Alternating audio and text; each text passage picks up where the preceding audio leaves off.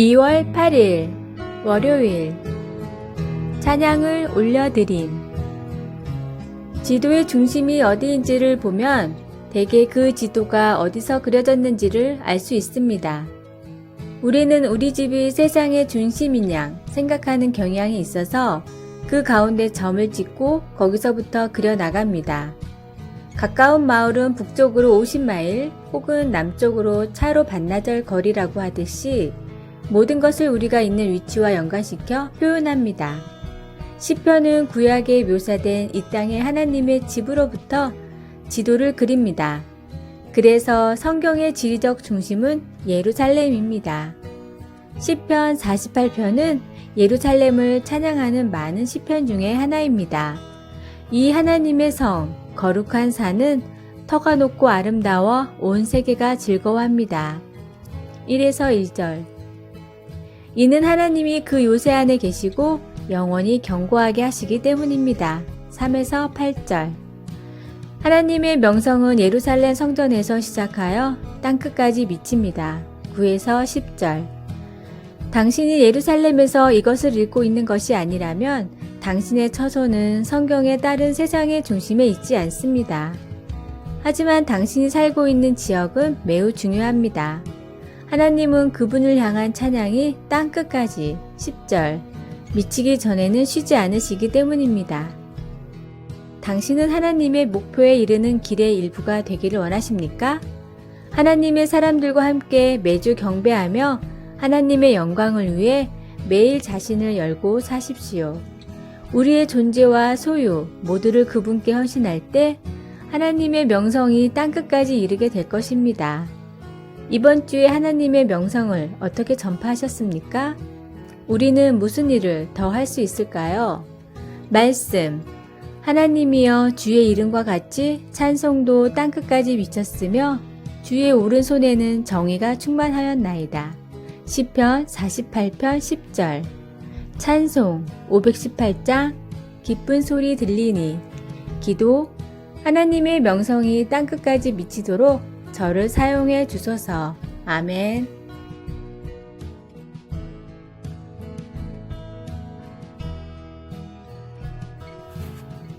(2월 9일) 화요일 하루 100통의 전화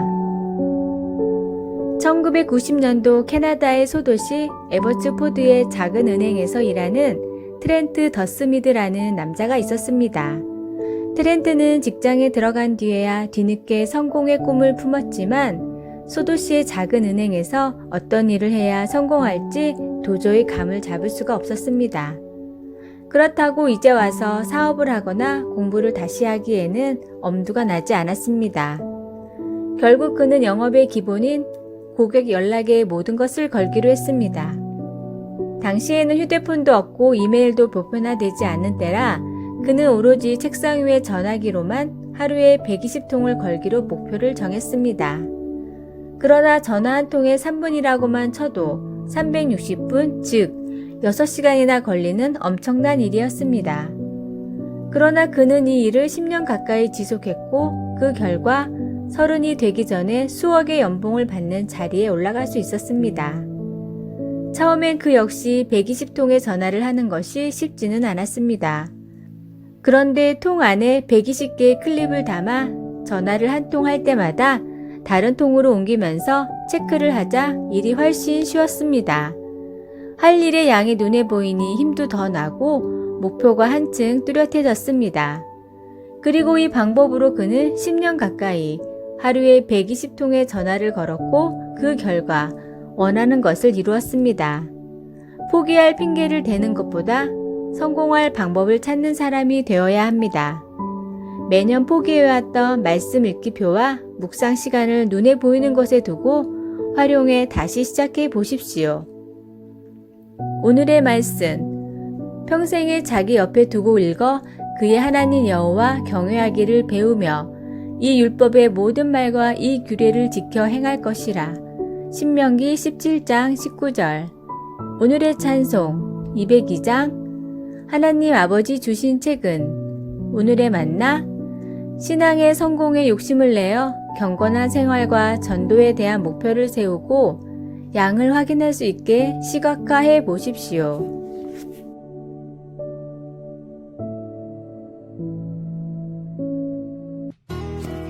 2월 10일 수요일 가까운 이웃들. 요즘은 인터넷과 모바일로 소통 구조가 발달해 있어서 이웃 사람들이 주변 사람들과 즉시 연결되도록 도와줍니다.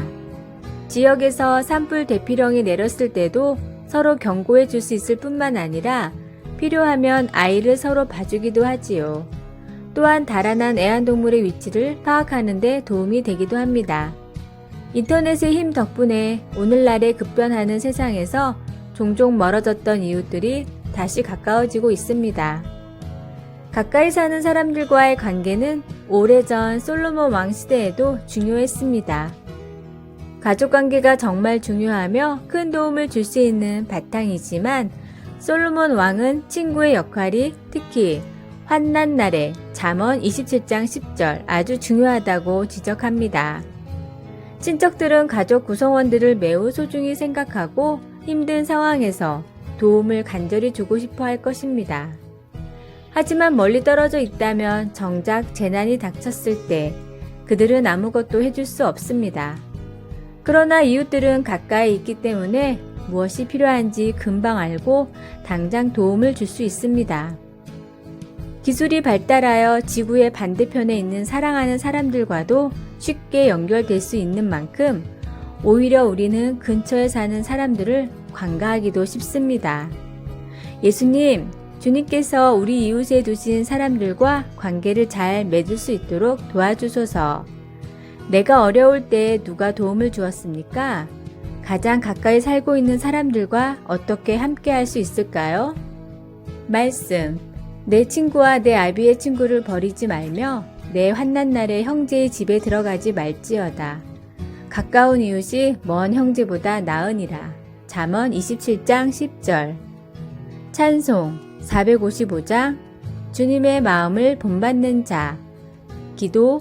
하나님, 우리에게 이웃을 주셔서 돌아보게 하시니 감사합니다. 아멘.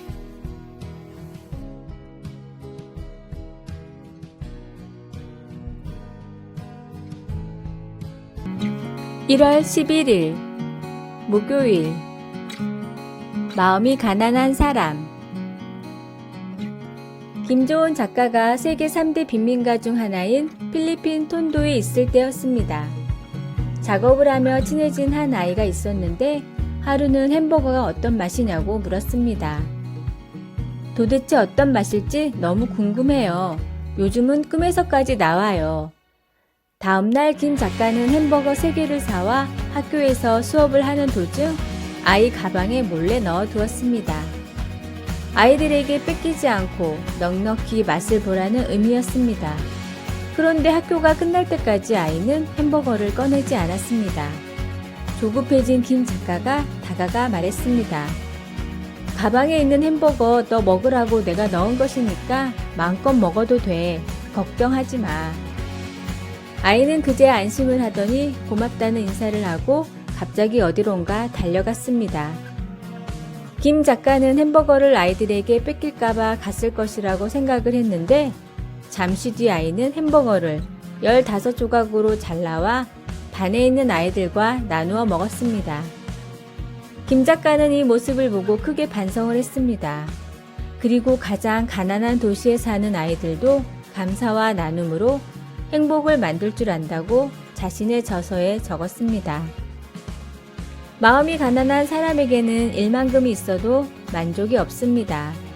하나님이 주신 행복은 나누고 감사할 때 누릴 수 있습니다.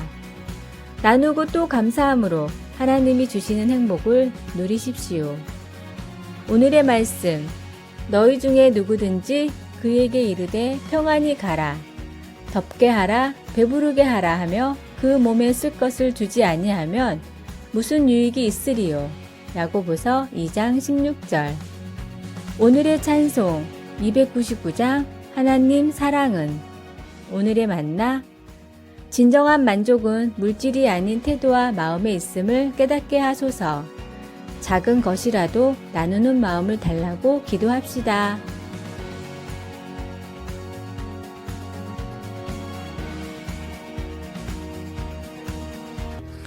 1월 12일 금요일 하얀 눈의 기적 17세기의 아이작 뉴턴 경은 프리즘을 사용하여 빛이 어떻게 우리가 다른 세상을 볼 수 있게 하는지를 연구했습니다. 그는 빛이 물체를 통과할 때 그 물체가 특정한 색을 가진 것처럼 보이는 것을 알았습니다. 하나의 얼음 결정체는 투명해 보이지만 눈은 분말 같은 많은 얼음 결정체들이 모여서 만들어집니다. 빛이 그 모든 결정체들을 통과하면 눈은 하얗게 보입니다. 성경은 특정한 색을 지닌 다른 어떤 것, 죄에 대해 이야기를 합니다. 하나님은 유다 백성들의 죄를 보시고 이사야 선지자를 통해 그들의 죄를 주홍 같고 진홍같이 붉다고 묘사하셨습니다. 그러나 하나님은 그들이 눈과 같이 희어질 이사야 1장 18절 것이라고 약속하셨습니다. 어떻게요? 유다 백성들은 그릇된 행동으로부터 돌아서서 하나님께 용서를 구해야 했습니다. 예수님 덕분에 우리는 언제나 하나님의 용서를 받을 수 있습니다. 예수님은 자신을 세상의 빛이라고 이르시고 누구든지 그를 따르는 자는 결코 어둠에 다니지 아니하고 생명의 빛을 얻으리라. 요한복음 8장 12절 고 말씀하셨습니다. 우리가 죄를 고백하면 하나님은 우리를 용서하시고 십자가에 달리신 그리스도의 희생의 빛을 통해 우리의 모습을 보십니다. 이것은 하나님께 흠 없으신 예수님을 보시는 것처럼 우리도 그렇게 보신다는 것을 의미합니다. 우리는 잘못한 일에 대한 죄책감과 수치심에 빠져 있을 필요가 없습니다. 그 대신 우리를 눈처럼 희게 만드시는 하나님의 용서의 진리를 붙잡아야 합니다. 말씀, 너희의 죄가 주홍 같을지라도 눈과 같이 희어질 것이요 진홍같이 붉을지라도 양털같이 희게 되리라. 이사야 1장 18절. 찬송 254장 내 주의 보혈은. 기도, 하나님 아버지, 우리를 값없이 용서해 주셔서 감사합니다. 우리를 눈처럼 희게 만드시는 하나님의 용서의 진리를 붙잡게 하소서. 아멘. 아래의 빨간색 구독 글자를 누르시어 더 많은 전도의 열매를 맺으시길 기도합니다.